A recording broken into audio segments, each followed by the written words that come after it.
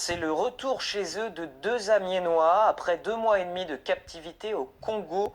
Ils disent avoir été invités là-bas par un ministre pour parler politique et avoir été arrêtés par la garde républicaine dans leur hôtel. Leurs proches avaient alerté les pouvoirs publics et sont très soulagés de les voir rentrer aujourd'hui. Reportage Inès Taïeb et Christelle Sivat. C'est la fin d'un calvaire qui aura duré 78 jours. Les deux Amiénois sont enfin libres.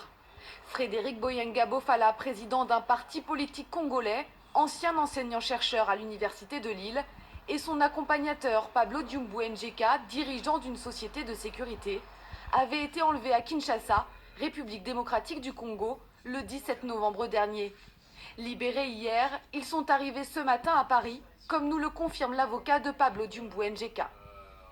J'ai pas eu de contact direct avec Pablo pour l'instant parce qu'on m'a indiqué qu'il était quand même assez marqué, assez fatigué. Donc il a souhaité, ce qu'on peut évidemment comprendre, de retrouver sa famille, sa femme et ses 4 enfants. J'ai pu m'entretenir avec le frère de Pablo, c'est-à-dire celui qui a été le chercher à l'aéroport, qui m'a indiqué qu'effectivement il était très affecté, que les conditions de détention avaient l'air assez drastiques, qu'il avait pu dormir à même le sol à plusieurs reprises.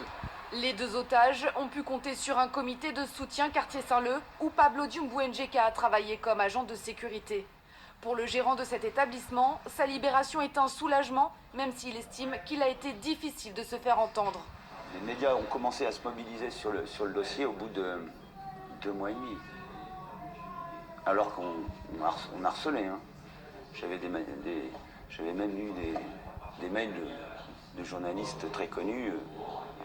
Aucun retour. Sachant que c'est quand même deux Français, quoi.